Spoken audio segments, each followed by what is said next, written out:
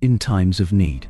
Part 1. Galactic Calendar, 4988 after formation of the Galactic Council. Paper on Humanity's First Contact Wars by Praetus XX.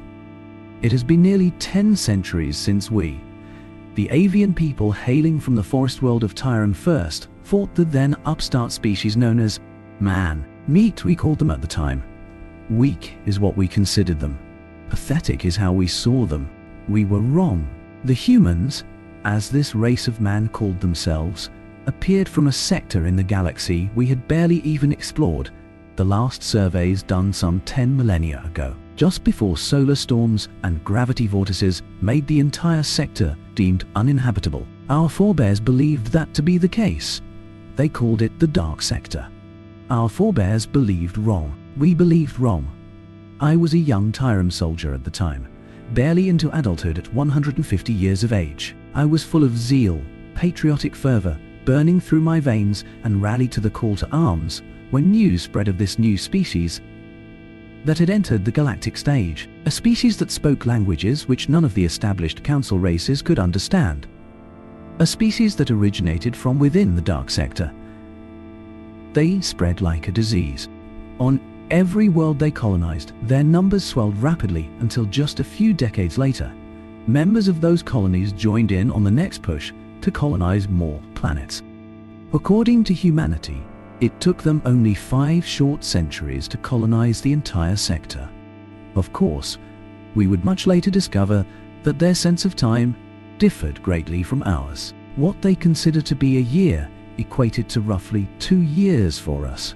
That still meant that in our years, they spent just a millennium colonizing an area just over half that of Tyremian space. That is just over half of our average expected lifespan. It took us generations upon generations to conquer the territory my people now possess. How I wish I was more knowledgeable when I first held a civil conversation with a human. They were just so different, so indescribable, that words alone simply cannot describe it. I am getting ahead of myself here, curse my enhanced age. I was a fresh Tyrum soldier then, young, stupid, prideful, arrogant. Why wouldn't I have been? I was a member of the galaxy's finest military, wielding the most modern weapons developed in our realm, having received the best training that can be given in a controlled environment, as the galactic rules of warfare dictated. I, and many of my now deceased friends, didn't believe that there was any power out there that could face us and hope to win. Now that I am far older, far more knowledgeable, and greatly humbled by the experiences and events I lived through in those 5 short years of war with the humans and the decades of war that followed.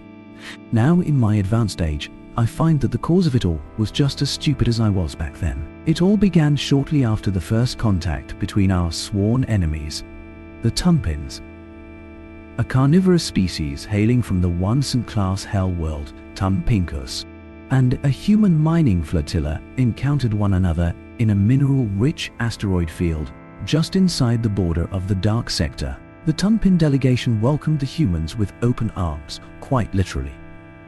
All 6 arms were spread out in welcome if the recording of their first official meeting was anything to go by. At first, relations were cordial, with the usual treatises were signed as per Act 5, Section 3, subsection 906, as dictated by the Galactic Council.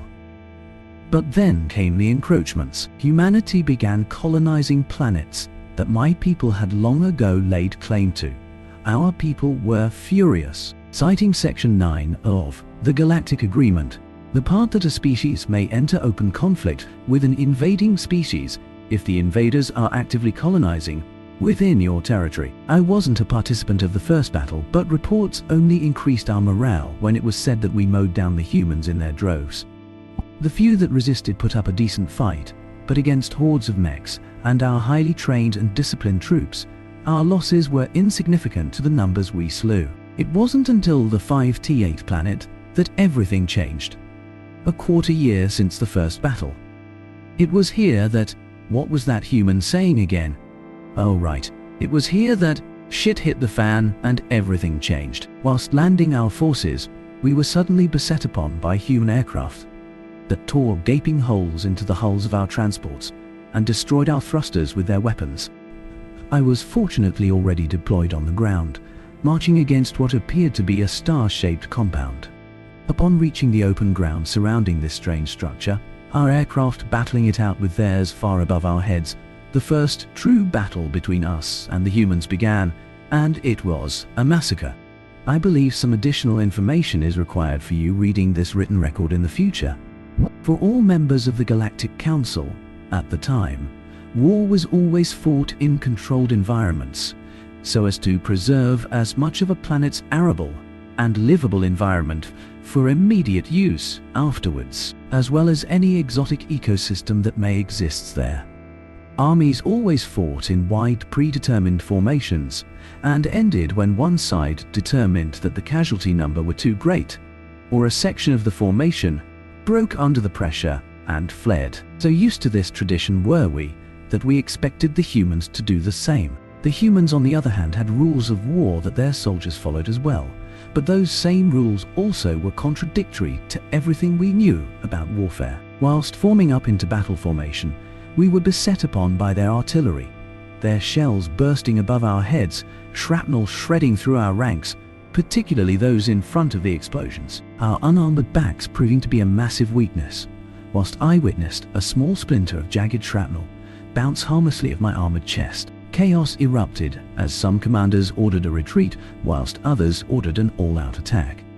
I was one of the fortunate ones who had an experienced commander who gave the order for an ordered retreat, keeping our armored front facing the human fortress. But the event stung. The first defeat of our people in centuries, the first of many more to come. High Command ordered us off the planet when a human warfleet arrived to battle it out with our fleet. 4 massive dreadnoughts and an uncountable number of cruisers and frigates battled it out with our ships, whilst their starfighters swarmed our fleet. We knew that we had no choice but to cut our losses and retreat. But it didn't stop there. All across the border, human fleets of similar complements began attacking and defeating our forces in rapid succession. Their tactics simply too foreign to us to comprehend. The humans were rather fond of something called blitzkrieg, and we had no counter to it. They cut through our formations with relative ease, their heavily armored vehicles, these tanks destroying our mechs even as they sped over rough terrain. The forces that followed rapidly pushing through the hole their tanks created, before separating and attacking our units in the rear or piercing through to our command posts. Our saving grace was when we fortified ourselves within our civilian centers, something we realized very early on was something the humans were hesitant to attack. We believed that it was due to them recognizing the superior defenses we had constructed. We were partially correct. Eventually, they did attack our defenses, but only after we had evacuated most of, if not all of the civilian population.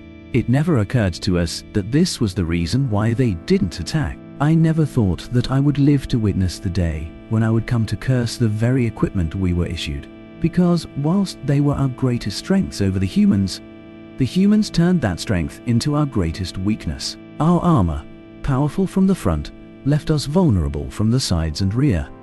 Why would we need armor there? The battle was always supposed to be in front of us. Never before, since the establishment of the galactic rules of war 3 generations ago, had there been a reason to armor our backs. Our weapons, designed for open long-range engagements, were accurate to within 2 hand widths at 3 long lengths, about 7 kilometers as the humans would measure it. Condensed laser technology at its finest, useless in narrow areas where maneuverability became essential. Our training of standing in formation, firing in formation, and advancing in formation, whilst a solid and sound tactic on a holopad, useless against human rules of war defying warfare. The humans' weapons had a far shorter range than ours, but I can confirm from personal experience, getting shot hurts. The first bullet shattered the armor on my right wing arm. The next one punctured through my feathers and skin of the same limb, emerging out the other side with a spray of my blood whilst I was sent spinning out of sight. The soldier on my left falling victim to the rest of the bullet barrage. Added to the much shorter nature of their weapons, they could maneuver through the narrow alleyways much more easily than us, flanking us more often than not. And when we thought we had them cornered, They simply threw their horrifying flashbangs or grenades at us, either stunning us or throwing us to the ground from the resulting explosion, if not turning those closest to those horrifying devices into separate body parts. And whilst their infantry was attacking us from behind, their horrifying tanks rolled into view in front of our barricades, bellowing from loudspeakers that we should lay down our weapons and surrender, saying that we would not be harmed. My morale as shattered as my aforementioned wing arm, to which to this day I still bear the scar from when the second of their bullets tore through my flesh.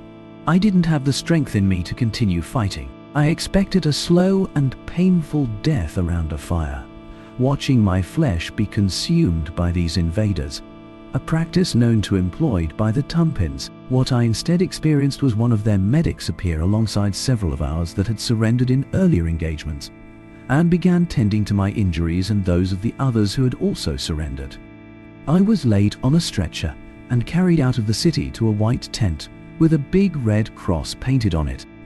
I would later learn that this was one of their most protected and near sacred sites, a place of healing of all things amongst a group of individuals dedicated to seemingly kill anything that looks dangerous. Fortunately, amongst my fellow prisoners were numerous individuals from my people's healing caste, who were drafted to aid in healing our injuries. When asked why, the primary answer was, we humans don't have a second pair of arms connected to massive foldable wings. We have no idea where to even start operations here. We are not butchers after all. If they can help us save lives, then they can help us. I spent about half a year as a prisoner of war. It felt like a long vacation. Most of my needs were accounted for. I got daily exercise. I was fed decent food 3 times a day. I underwent regular medical checkups. I was allowed to decorate the prison cell I was held in alongside 3 other so-called POWs. Apart from the fact that we were in a prison, we felt more comfortable than in one of our army barracks. Someone really needed to teach these humans that prisons are supposed to be hell, because this wasn't that. My one cellmate actually stated that the cell was more comfortable than his home. 4 years after the beginning of the war, 2 years since the battle where I was captured and later released to help with the rebuilding effort, our leaders were contacted by the human leadership about ending the war. To this very day, I still don't know why, but the negotiations dragged on for only 1 of our years. A remarkably short time for us to negotiate peace if historical records are anything to go by. In the end, the humans agreed to some very favorable terms in our favor. In return for the release of all prisoners, both ours and theirs, the humans have agreed to remove their presence from our territories. A treatise where both sides provide aid to the affected planet's civilian population. And lastly, both people signed a pact of non-aggression to last for the next human century. I did not know it at the time, but this was just the start to what was to come. The Aid of Friends Part 2, paper on the 12th Tumpin Crusade, 5th Tyrum Tumpin War, by Praetus XX, following our catastrophic defeat at the hands of the humans, who officially introduced themselves to the galactic community as the Alliance of the 13 Terran systems and 38 colonies, or simply as the Terran Alliance, as they preferred to call themselves when not in official or formal meetings. It was concluded that the Tyrrhenian military was no longer the strongest military force in the galaxy. Allow me to give some additional context here. Militaries within the galactic community at that time were scored on several attributes, chiefly amongst them: 1. The number of troops, mechs and machines of war the race could wield. 2. The strength of the weaponry as compared to the race's contemporaries. 3. The number of military victories in simulated battles that were held on a regular basis. 4. The capabilities of our armor to maintain its integrity to our contemporaries' weapons. Additionally, the militaries were given separate scores for their ground forces and their star fleets. Together, the points accumulated to give us a score out of 600. And for several centuries at that time, the Tyrrhenian military had the highest score amongst all the galactic people. The Tumpins came a close second, having been surpassed by us after a decisive battle during the 4th Tyrum Tumpin War nearly a millennium ago. At the time of the conclusion of humanity's first contact war, we had dropped down to the 5th strongest as we lost nearly half mechs and soldiers. I was released and allowed to return home, a much humbled individual. My younger sister commented that it was as if I had undergone a metamorphosis in personality, where before I was brash, now I was thoughtful, where before I would act aggressively, now I was diplomatic, where before I was eager for action, now I was patient, where I once was filled with patriotic fire, now those flames had dimmed, where once I greeted my friends on a daily basis, now I pay my respect at their graves. I spent all about 2 years with my family, teaching at the local school, retelling my admittedly short time fighting with, and later, my imprisonment by, the humans in the Terran Alliance. Then, the news spread. The Tunpin had declared war using the obscure and mostly forgotten 18th Act of the Galactic Treaty, citing an ancient debt we supposedly owed them, and thus they laid claim to a full quarter of our territory. Of course, there was no evidence to support their claim, but since there was nothing preventing the Tunpin from engaging in martial actions whilst an investigation is ongoing, as per Act 18, Section 2 of the same treaty, everyone knew what was going to happen. Having grown up within the area of space, the Tunpin claimed as theirs, I re-enlisted into the military, this time determined to fight to the bitter end to defend my family, who were now in real danger, for unlike the humans, the Tunpin knew not what mercy was, or what a prisoner was. But unlike with the humans, we showed the galaxy that although we were no longer the strongest military, we were still a formidable foe for anyone, as the Tunpin discovered when we defeated their initial incursions. But alas, their superior numbers eventually wore us down, and we had to fall back, only to repeat this at the next system. Repeatedly, we beseeched the Galactic Council and the galactic community for aid, but as per Section 3 of the 18th Act, the Galactic Council was barred from aiding us, though they could aid the Tunpins, and the galactic community at large feared the Tunpins and thus were hesitant to aid us. Thus we were alone to face our eventual doom at the hands of the vile and traitorous Tunpin, alone to witness the end of our civilization unless one of us did something unthinkable. It was during the 5th year of the war that I approached the Tyran leaders with an idea that just a few months ago would have been considered heretical and would have guaranteed my execution. But by then, the situation was dire. I was promoted to be a captain of one of our frigates by then, so I had the means to achieve what I had planned. But even I knew that there was a high likelihood that my mission would end in failure. After all, why would the Terran Alliance come to our aid in our time of strife? The same Terran Alliance with which, just 7 years ago, we had been locked in combat with. We believed them to be allied with the Tunpin, but they were our only hope that we could see. And thus, I gathered up a crew of like-minded individuals, all of whom had also fought the humans just 7 years prior, and had been humbled just as I had been, all of whom followed me willingly, without question.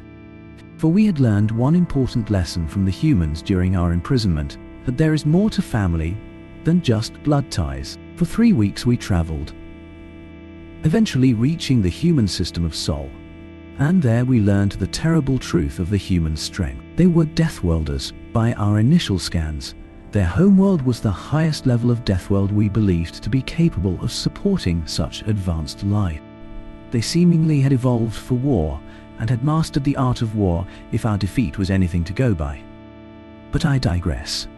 Upon our arrival, we were greeted with the sight of enormous defense platforms and construction yards that are comparable in size to ours, if not bigger. And from what I could see, at least 10 new dreadnoughts were being constructed, alongside at least 30 smaller craft. And then there were the active warships. They clearly knew we were coming and had deemed us not worth a threat. Thus, we were escorted into a docking bay at one of the space stations surrounding the planet. Not long after, we were granted an audience with the human leadership, pleading our case, begging them to renounce their alliance with the Tunpin and aid us. We explained what happened after the end of the First Contact War. We explained that we were abandoned by the galactic community. We explained what the Tunpin had done, their war crimes as the humans called it.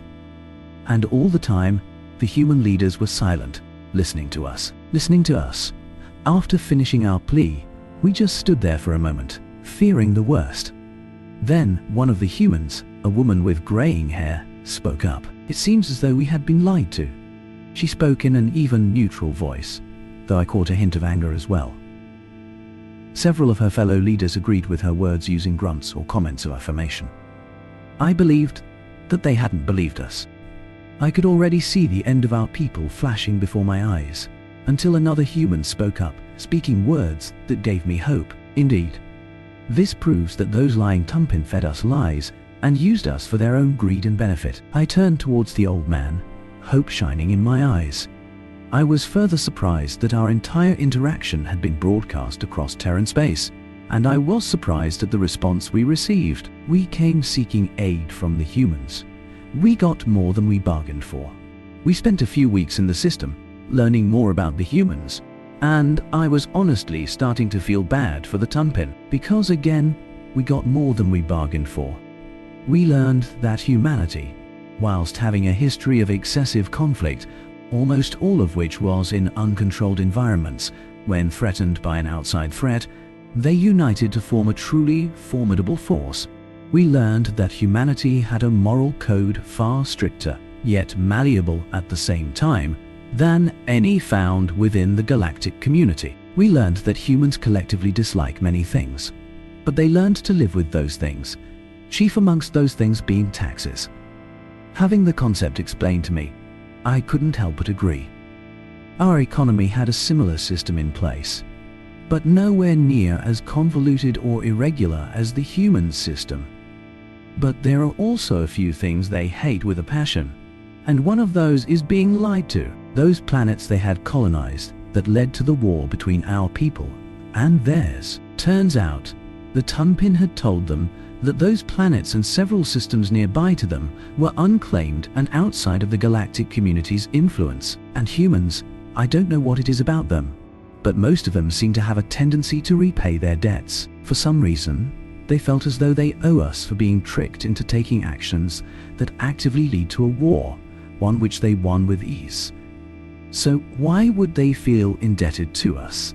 I would later find out that many humans felt responsible for the situation my people had found themselves in because of them, because at the time, they didn't know better. For whilst I don't remember what I had hoped to bring back with me from my excursion into human territory, but leading a war fleet consisting of at some 20 dreadnoughts, 80 heavy and light cruisers, over 100 frigates and an equal number of transports, that was most definitely not what I was expecting. And this was just the fleet that the human Sol system gave us. There were 12 other systems out there, mobilizing their fleets as well. My frigate arrived out of FTL above my home planet, where one of our demoralized fleets was preparing to make one more stand destined to fail. Upon recognizing my ship's IF, I was asked if my mission was as much of a failure as many believed it to have been. I can clearly remember the smirk I had on my face as I proudly announced that my mission was a success, stating, "The humans taught me a little saying. It goes, say hello to my little friends." I may or may not have understood the true meaning behind it, but the effect was no less spectacular. In the lull that followed, the human fleet arrived. I could hear the cries of shock and fear from the background officers as 7-year-old trauma reared its ugly feathers once more.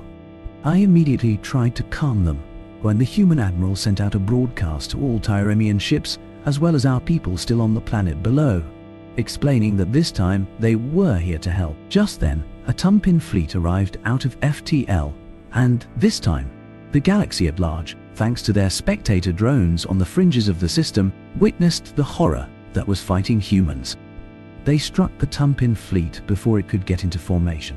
The human dreadnoughts utilizing their powerful cannons to wreak havoc amongst the Tumpin. I never thought I would live to see the day when I felt pity for those accursed creatures, but I did that day. Something I forgot to mention about the human dreadnoughts. Humans love their weapons and packed most of their ships with as many of them as they could fit. Therefore, their dreadnoughts held more cannons than any 2 or 3 of our dreadnoughts combined. I swear, humans are as difficult to understand back then as they are now. Anyway, With help from the Terran Alliance, we managed to reclaim all the territory we lost in the previous 5 years within a single year, mainly thanks to the unconventional tactics of the human soldiers. Tactics that my people were becoming very fond of because of how effective they were. Tactics that they taught us as we continued our reclamation. Everything we thought we knew about warfare was put into question as the humans taught us the art of war. As they rewrote the galactic rules of war, a year after they arrived to our aid, and the humans suddenly bid us farewell, and began an invasion of Tumpin space with 6 war fleets, the rest of the human fleets staying on our border with the Tumpin in case of a flanking maneuver. A campaign that lasted for a short 3 years followed, resulting in widespread destruction to the Tumpin's economy across their territory. In just 11 years, roughly 5.5 years for the humans I remind you, humanity has brought the 2 strongest military forces to their knees with apparent ease. And this caused what the humans called a domino effect within the galaxy.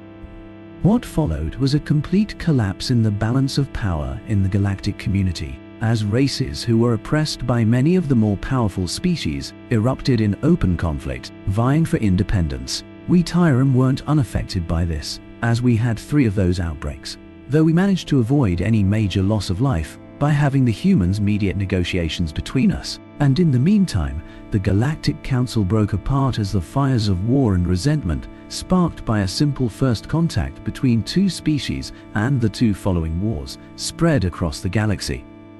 In the end, it fell to us, the Tyran people, the humans, and those who have decided to ally themselves with us, to recreate the galactic peace we once enjoyed so long before. We, the Tyran, once the mightiest military in the galaxy, now the ones gathering the races once more into a new council of races. A daunting task, but we weren't afraid, for at that time, we had something that no other species from the former galactic community had, because we made the humans to call friends.